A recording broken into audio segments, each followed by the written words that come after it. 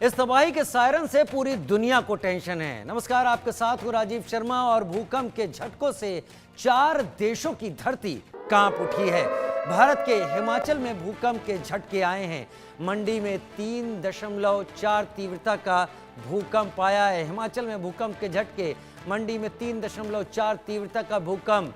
Myanmar में भी फिर से भूकंप के लगे झटके। म्यांमार में 5.5 तीव्रता का भूकंप। ताजिकिस्तान में 2 बार महसूस हुए भूकंप के झटके। रिक्टर स्केल पर 6.1 मापी गई तीव्रता। तिब्बत में लगे भूकंप के झटके, लोग डर कर घरों से बाहर निकले। रिक्टर स्केल पर 6.1 तीव्रता, 4 देशों की धरती कांपी। तिब्बत में भूकंप के झटके लगे। म्यांमार में, भारत के हिमाचल मंडी में झटके लगे। ताजिकिस्तान में भी भूकंप के झटके लगे। 6.1 यहाँ पर तीव्रता मापी गई। 2 बार ताजिकिस्तान में भूकंप के झटके लगे। 6 से ज़्यादा की तीव्रता पापुआ न्यू गिनी में रही, म्यांमार में रही, थाईलैंड में रही और उसके बाद अब ताजिकिस्तान में भी 6 से ज़्यादा की तीव्रता रही है। मंडी में 3.4 की तीव्रता का भूकंप का झटका आया है।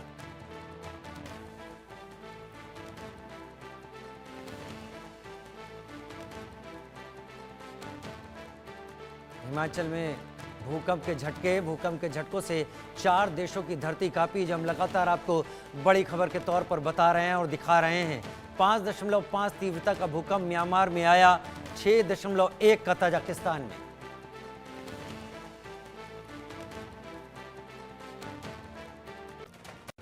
एशिया के कई देशों में लगातार भूकंप आ रहे हैं। दिल्ली में भी भूकंप के झटके महसूस किए गए। ऐसे में क्या दिल्ली के घर सुरक्षित हैं?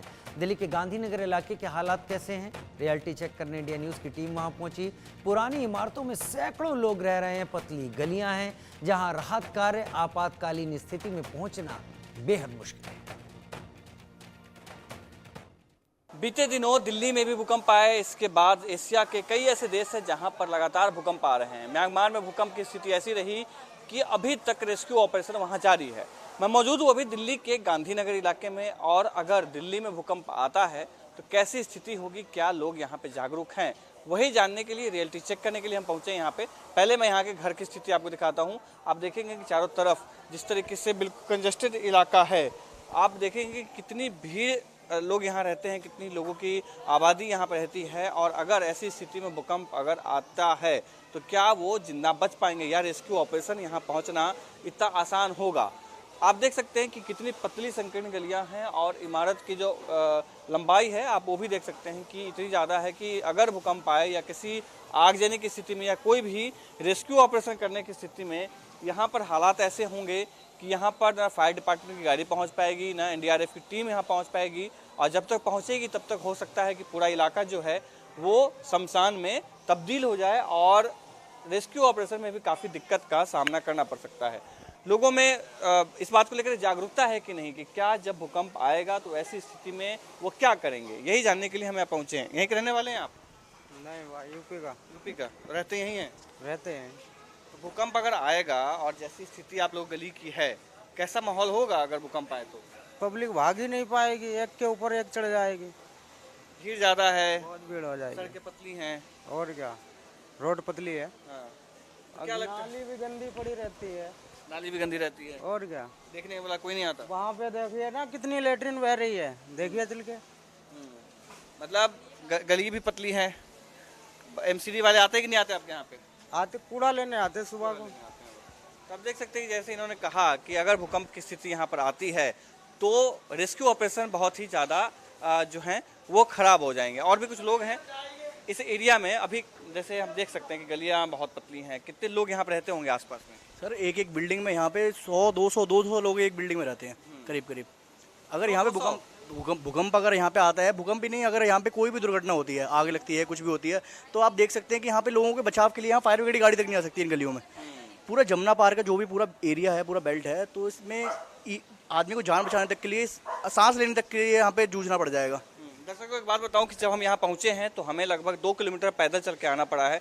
आप पैदल से आ सकते हैं, साइकिल से आ सकते हैं या स्कूटी से आ सकते हैं। आपके जो चरपहिया वाहन है, चाहे स्कूटी भी नहीं, जो 3 पहिया का वाहन जो होता है, जो टेम्पो होते हैं, वो भी नहीं आ सकता। आप समझ सकते हैं कि ऐसे में जो फायर ब्रिगेड गाड़ियाँ होती हैं वो कितनी चौड़ी और कितना वजनदार होता है, वो भी यहाँ पे आना बहुत ही मुश्किल होगा। आप यहीं रहती हैं? यहीं रहती हैं आप? भीड़ पूछ लो भैया, मैं ना बोल रही। एक बात बताइए नहीं कि अगर भूकंप आएगा तो आप लोग कैसे बचेंगे? अब कैसे बचेंगे? चारों तरफ बिल्डिंग खड़ी है और कैसे बचेंगे हम तो कहीं ना बचने के हैं, मरेंगे ही। बहुत मुश्किल होगा बचना। हाँ, बहुत मुश्किल होगा बचना। क्या नाम है आपका? रेखा। कितने साल से रह रही हैं यहाँ पे? रह रही 20 साल से। 20 साल से। 20 साल से। तो अब ये स्थिति है यहाँ पे। क्या नाम है आपका? राजू प्रसाद। राजू। तो राजू जी, भूकंप आएगी तो आप लोग बच पाएगा भूकंप आने के इस बाद? गली में भैया सबसे मरने 100% मरना ही हम ये हो जाएगा। भागने का इसमें चांस ही नहीं मिलेगा आपका। यहाँ बिल्डिंग के ऊपर बिल्डिंग, अगर एक बिल्डिंग से निकल के अगर नीचे आने का चेष्टा करें ना, जब तक बिल्डिंग सर पर गिर जाएगा। यहाँ के यही हालात है। अच्छा, कभी आते हैं एनडीआरएफ की टीम आती है या कभी कोई फायर डिपार्टमेंट की कोई टीम? नहीं आती है भाई साहब। अभी देखिए बाहर निकल के सीवर कितना भरा है, कितना गली गंद। इससे अच्छा तो भंगियों का जो गली होता है ना, वो गली साफ सुथरा आपको मिलेगा, जो झाड़ू मारू मारता है। अच्छा, इतनी पतली आप जैसे ये देखिए, ये मैं दीपक भाई दिखाइएगा, जैसे बहुत पतली गलियां हैं यहाँ पे और देखें कि रास्ता भी जाने के लिए नहीं है। नहीं है। अगर कभी ऐसी स्थिति हुई है यहाँ पे कि कभी आग लगा हो या कभी भागने की स्थिति उत्पन्न हुई हो? भागने के कुछ दिन पहले, 6 महीना साल भर पहले एक सिलेंडर फटा था। अच्छा उसकी दमक से मैं जिस रईसी में रहता हूँ उसका दीवार पूरा फट गया हुआ है। अच्छा। तो मान के चलिए एक सिलेंडर में लगा था, फिर दूसरा लगता 3-4 सिलेंडर में जैसे गैस फटना स्टार्ट कर दिया, तो सब भागा दौड़ी हो गया था इस गली में। ऐसी स्थिति है इधर। ऐसी स्थिति है भैया। आप लोग यहीं रहते हैं? आप यहीं रहते हैं? नहीं, मैं नहीं क्या काम करता हूँ, आप कहाँ रहते हैं? यहीं रहता हूँ। आप लोग यहाँ जब काम करते हैं तो ऐसी स्थिति जैसे भाई बता रहे थे कि बहुत ज़्यादा भीड़ यहाँ पर है, तो आप थोड़ा सा आगे आ जाइए, थोड़ा सा, ताकि रोशनी पे आप अच्छे आएंगे। आगे आइए थोड़ा सा, आप आगे तो आ जाइए। तो खैर कोई बात नहीं, हम आगे से लोगों से बात करेंगे, दूसरे लोगों से। अब ये देख सकते हैं गलियाँ जो हैं, आप कितनी पतली पतली गलियाँ हैं। जैसे लोगों का कहना है कि इमारतें जो हैं वो बहुत ही ज़्यादा कमज़ोर हैं, क्योंकि जैसी स्थिति यहाँ पर है, बता रहे थे घटनाएँ होती हैं यहाँ पे, तो इमारतों में जो दरार आ जाते हैं उसका असर जो है वो बहुत ही खास दिखाई देता है। और अब ये देखिए चारों तरफ की स्थिति यही है, बहुत पतली गलियां हैं और इधर देखेंगे कि कितनी पतली गलियां हैं और तमाम जो लोग हैं यहाँ पर रह रहे हैं। आप समझ सकते हैं कि कोई घटना अगर हो ऐसी स्थिति में कैसे लोग यहाँ जाएं। आप यहाँ रहते हैं आंटी जी? हाँ, मैं बोलूँगी। भूकंप आएगा तो फिर कैसे बचेंगे इतनी पतली गलियों में? खैर चलिए, तो ये स्थिति अब देखेंगे, पतली पतली गलियाँ कितनी। और अब ये घर एक है जिसमें आप समझ सकते हैं फ्लैट कितने आप देख सकते हैं। एक ये घर है, इसमें फैक्ट्रीज भी हैं। ये देखिए इस तरीके से जो कितनी पुरानी इमारतें हैं। अब दीपक भाई दिखाइएगा, ये देखिए कितनी पुरानी इमारतें हैं। अब ऐसे में आप समझ सकते हैं जब भूकंप आए या कोई प्राकृतिक आपदा आए तो लोग यहाँ पे कैसे जिएंगे, किस तरीके से रहेंगे, ये बहुत ही मुश्किल होगा समझना और बहुत ही मुश्किल होगा यहाँ पर रेस्क्यू ऑपरेशन करना। दीपक भाई ये सब दिखाइएगा, कितनी पुरानी इमारत है। अब ये देखिए, ये इतनी पुरानी इमारत है कि अगर मैं इसको छू रहा हूँ तो ये देखिए, ये यहाँ से रेत जो है वो निकल रहा है। कितनी पुरानी इमारत है, इससे साफ पता चल रहा है कि इसकी जो बनावट है वो कितनी कमज़ोर है।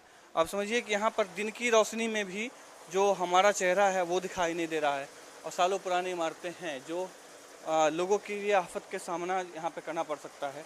और तमाम तरीके के प्रयास के बाद भी यहाँ पर जो है रेस्क्यू ऑपरेशन वो होना बहुत ही मुश्किल होगा। ये पूरा इलाका गांधीनगर का इलाका है, दिल्ली का एक सबसे भीड़ भाड़ वाला इलाका। और आप देखेंगे कि ये गलियां, अगर मैं यहाँ पे खड़ा हो जाऊं तो 1, 2, 3 यानी कि 3 फीट 4 फीट चौड़ी ये सड़कें हैं। आप यहीं रहते हैं? आप यहीं रहते हैं? तो इतनी पतली पतली गलियां हैं, कमज़ोर बिल्डिंग है। कभी अगर भूकंप आएगा या आग लगेगा तो रेस्क्यू ऑपरेशन तो बहुत मुश्किल हो जाएगा। Yes sir. कैसे बचेंगे? आप थोड़ा सा आगे आ जाइए, यहाँ पे आ जाइए, नहीं रहने ताकि रोशनी में आएंगे। तो आइए, तो इधर तो आइए, यहाँ पे क्या फ़ायदा हमें करके? बताइए। तो आप सुरक्षा तो आप ही की सुरक्षा है। सुरक्षा चाहिए ना, हाँ, चाहिए बिल्कुल। यहाँ आइए थोड़ा सा रोशनी में। तो प्रॉब्लम क्या है यहीं से? तो अगर ऐसी स्थिति यहाँ पर आती है तो फिर कैसे बचेंगे आप लोग? भाई मर जाएंगे, बचेंगे यही सवाल ही नहीं होता। ऐसी गलियों में ऐसे ऐसे मकान बने हुए हैं, गलियाँ ही नहीं ज़्यादा चौड़ियाँ हैं। अभी बता रहे थे कि आग लगी थी, एक बार विस्फोट हुआ था तो पूरी इमारत ही दरार पड़ गया था। हाँ बात सही है। कितना रेंट है वैसे इन सब का फ्लैट अगर यहाँ पे लेते हैं तो? रेंट 4,000-4500। एक रूम का? बिजली बिल अलग से? बिजली बिल अलग, पानी का बिल अलग। तो देख सकते हैं जो आम लोग हैं किस तरीके से आप बता रहे हो, सीधा सीधा देखिए फिर से दिखाता हूँ मैं, ये अगर इसको छूते हैं तो इसमें देखिए रेत निकल के आ रहा है। कितने पुराने इमारतें होंगी, आप समझ सकते हैं यहाँ पर लोग कैसे रहते हैं, कितना मुश्किल होता यहीं रहते हैं? कहाँ रहते हैं? वो सामने वाली बिल्डिंग में। सामने वाली बिल्डिंग में? हाँ। बहुत पतली गलियां, इमारतें बहुत, बिल्डिंग बहुत पुरानी। अरे भाई बहुत गंदगी हो रही है, ऐसी गंदगी में चला नहीं जा रहा है इधर से, इसलिए घूम के जा रहा हूँ इधर से। हाँ आप समझिए हम दो लोग खड़े हैं, साइकिल है, तो यहाँ का रास्ता ही बंद हो गया है और ऐसे में अगर 10-20 लोग लगातार यहाँ से भागना शुरू करें तो फिर भाग ही नहीं पाएंगे। भाग ही नहीं पाएंगे, ठोर पे मोड़ना पड़ता है। ये स्थिति यहाँ पे, और देखिए एक ये बाइक लगी है तो अब यहाँ पे रास्ता बंद हो गया। तो ये हालात है यहाँ पे, और चारों तरफ जिस तरीके से ये देखिए कि गंदगी इतनी है, ये दिखाइएगा दीपक भाई, जिस तरीके से यहाँ पे हालात हैं कि लोग लगातार जो है यहाँ पे आना जाना कर रहे हैं। देखेंगे कि आबादी लगातार कितनी ज़्यादा है यहाँ पे, लेकिन लोगों की भीड़ जिस हिसाब से है उस हिसाब से यहाँ पे सुरक्षा व्यवस्था जो है वो आपको दिखाई नहीं देता है। और लगातार जो है, और जिस तरीके से एशिया में, भारत में भी कई ऐसे भूकंप झटके लगे हैं जो बहुत ही ज़्यादा खतरनाक रहे हैं, और दिल्ली जो सिस्मिक जोन में आता है, और ऐसी स्थिति में आप समझ सकते हैं कि किस तरीके से भूकंप आने के बाद हालात होते होंगे, या अगर ऐसी स्थिति दोबारा उत्पन्न होती है तो किस तरीके से। मैम आप यहीं रहती हैं? हाँ, कहाँ रहती हैं आप? इसी मकान में रहती इसी हूँ। में? हाँ, तो बहुत ज़्यादा पतली पतली गलियां हैं, इमारतें बहुत पुरानी हैं, अगर कभी भूकंप आता है तो कैसे बचेंगे आप लोग? कैसे बचेंगे, इसी में दब के मरेंगे, कैसे बचेंगे। गली तो पतली पतली है, गली पतली भी है। वहाँ एक तो 2.5-3 महीने से हम लोग कंप्लेन कर रखे, इतनी लैट्रिन आ रही है, पानी आ रही है, गंदगी से इंसान बीमार पड़ रहा है, फिर भी कोई सुनवाई नहीं हो रही है। यहाँ पे कोई आता ही नहीं देखने में क्या? कोई आ ही नहीं रहा है। कंप्लेन ने हम भी गए, लवली के वो ऑफिस में हम लोग भी गए थे, कंप्लेन कह रहे 3 तारीख होगा, 3 तारीख से 4 तारीख हो गया, तो 11 तारीख 12 तारीख हो गया, कोई कंप्लेन नहीं, कोई उठा, कोई कुछ कर ही नहीं रहा है। सारे इंसान बीमार पड़ रहे हैं गंदगी से। भूकंप तो भी छोड़िए, पहले तो ये गली 2.5-3 महीने से ये गली गंदगी बढ़ रही है। देख सकते हैं कि आम इंसान कितना परेशान है, लगातार कोशिशों के बावजूद भी किसी तरीके से सुधार की जो गुंजाइश है वो दिखाई नहीं दे रही है।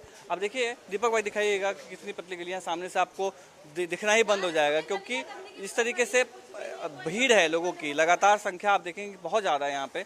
फैक्ट्रीज भी यहाँ पर भी हैं, कमर्शियल इलाका है, उसके बावजूद यहाँ पर जिस तरीके से सुरक्षा व्यवस्था को लेकर बात करें, जैसे साफ सफाई के लिए का मुद्दा जो है वो लगातार लोग उठा रहे हैं।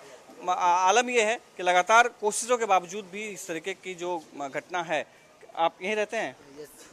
कैसी स्थिति है आपकी गली की? यहाँ स्थिति तो आप देख ही रहे हो, कितनी पतली पतली गलियां हैं। अगर भूकंप वगैरह गलती से आ गया, लोग कहाँ जाएंगे? हर तरफ